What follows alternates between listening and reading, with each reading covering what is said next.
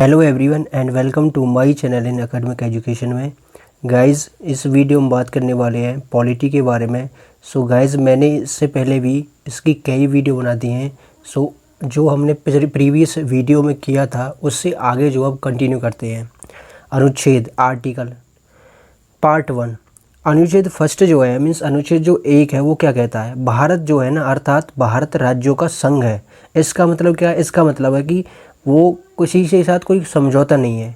मतलब एक कह सकते हैं कि राज्यों को जो है अलग होने का अधिकार नहीं है। भारत जो है वो राज्यों का क्या है, संघ है।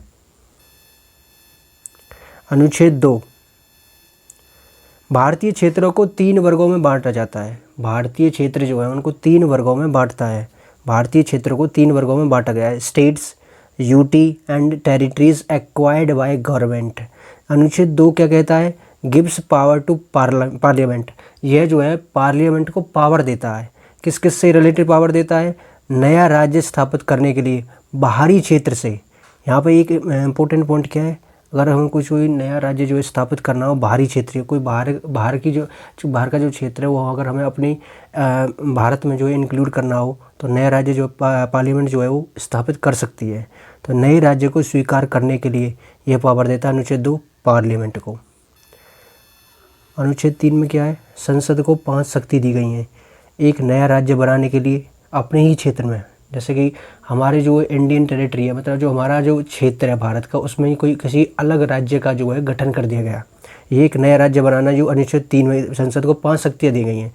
एक तो एक नया राज्य बनाना, किसी भी राज्य का क्षेत्र बढ़ाना, किसी भी राज्य का क्षेत्र घटाना, सीमा को बदलना, जो राज्यों की सीमा उनको बदलना, और राज्यों का नाम जो है वो बदलना। ये अनुच्छेद 3 में दिया गया है।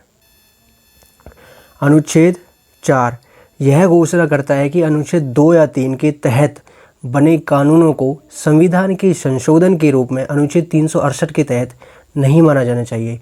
इसका मतलब क्या है? इसका मतलब यह है कि बिल जो है सिंपल मेजॉरिटी से पारित किया जाता है या फिर पारित किया जाएगा।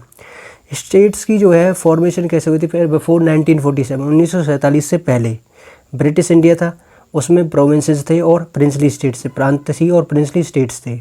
और 1947 के बाद जो ब्रिटिश इंडिया था वो इंडिया और पाकिस्तान में डिवाइड हो गया था।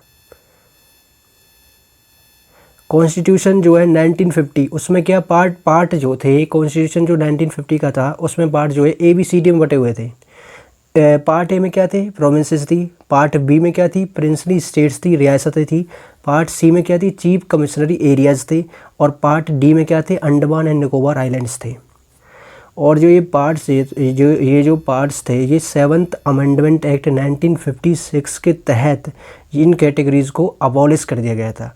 और हैदराबाद जो है हमने एक्वायर किया था वो पुलिस एक्शन के द्वारा एक्वायर किया था। जम्मू और कश्मीर जो हमने विलय पत्र के द्वारा एक्वायर की थी। और जूनागढ़ जो है रियासत थी वो जनमत संग्रह के द्वारा जो हमने क्या की थी? एक्वायर की थी। सो गाइज़ इस वीडियो में इतना ही। अगर आपको ये वीडियो अच्छी लगे तो उसको लाइक करें। अगर आप मेरे चैनल पर पहली बार आए हैं तो उसको सब्सक्राइब करें। Thank you all of you guys.